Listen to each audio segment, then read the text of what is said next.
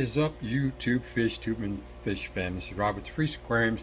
Today I'm coming to you with a quick video, a follow-up to yesterday's video about the swap meet I attended yesterday and some of the items that I purchased. As I said, swap meets are awesome if you have the opportunity to go check them out. The deals that you get, now for what I spent, and I wasn't sure where I was going to put them, which tank, so I opted on my 29-gallon nano tank. I want to say if I spent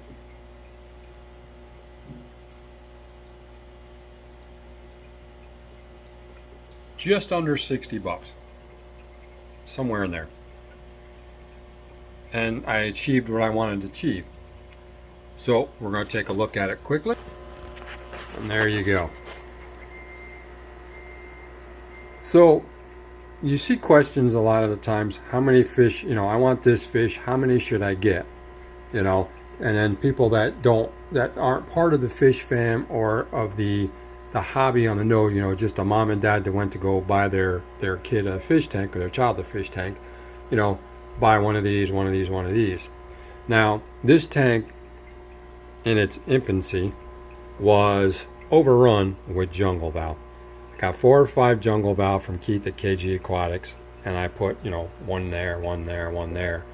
All of a sudden, as you can see, these runners, which were under the soil, took off.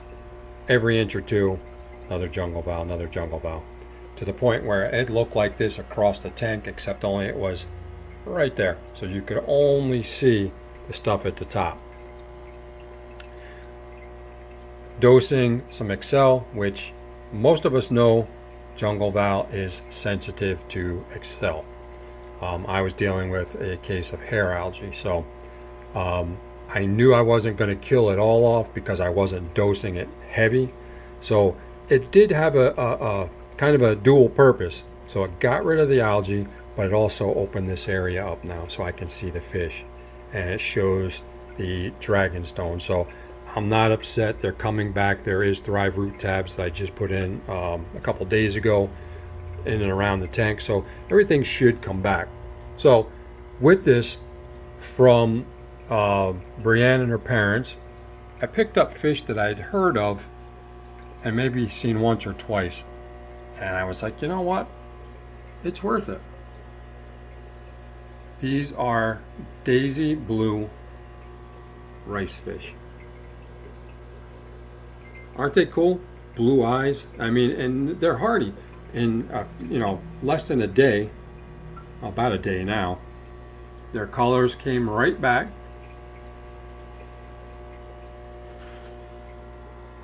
There's the other one. All the other ones. And the CBDs and the Dwarf emerald rasboras, I've noticed, are swimming around with them. So, like-sized fish, peaceful fish, and it worked out well. So 6 of the dwarfed emerald rasboras and the addition of the ricefish actually flipped this tank around, and of course adding a few of the plants, which I'll point out to you in just a second, got the fish from staying down here and actually being all over the tank. See if I can get rid of that. There we go. It made it worse, getting reflections from the tanks and lights underneath. At any rate, so I wanted to go with 4 with the ricefish because I never had them. They're pretty much full grown. They were matched in a bag, female, male, and putting those in along with the other ones, just, it created a completely different tank. So I'm happy that, now I can sit here and I can see them all over the tank. And these guys, my Brocious Corys, they think they're fish. They'll start swimming and schooling with the other fish. So that was from Brienne and her mother and father from Farrell's Fish and More.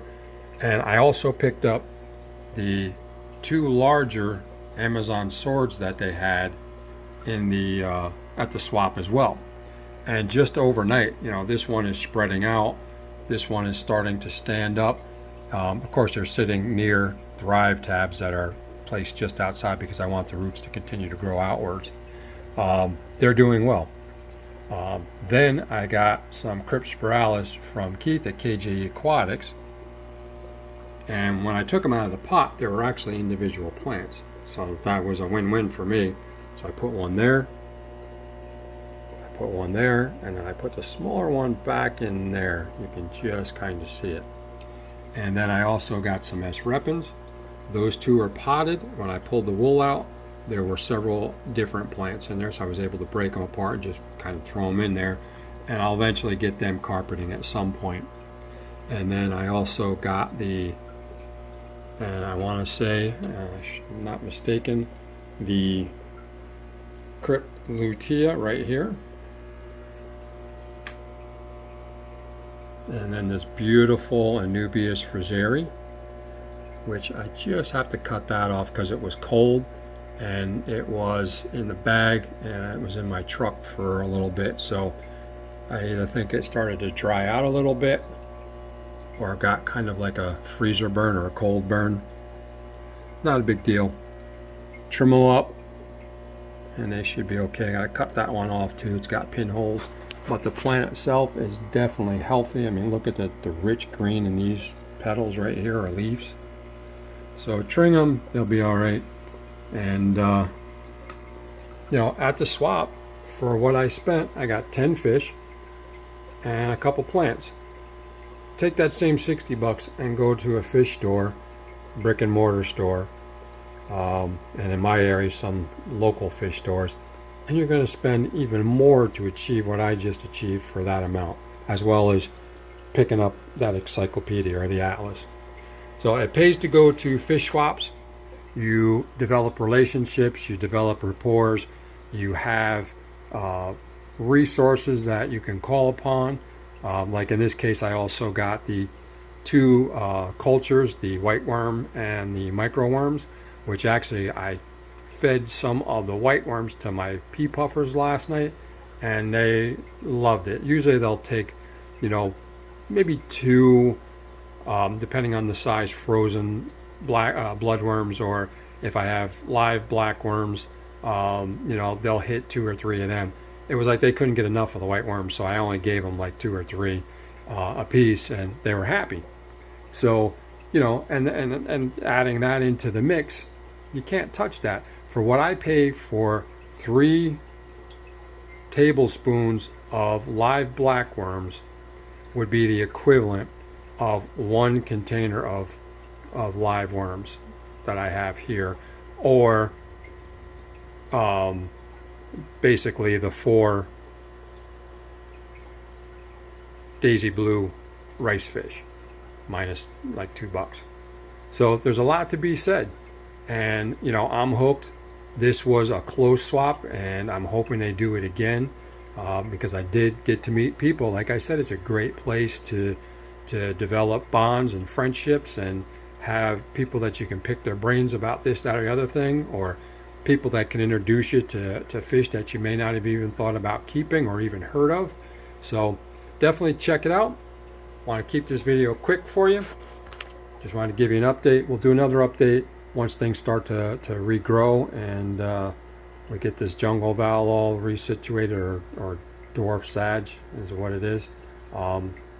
Get that all situated again, and then I'll show you some of the other tanks and how they're doing. And with that, folks, thank you for stopping by, and as always, keep your sleeves wet, and more importantly, have a great, happy, and don't eat too much Thanksgiving. Rob from DeFreeze Aquariums. Boy, I am exhausted. Have a good one all. Peace.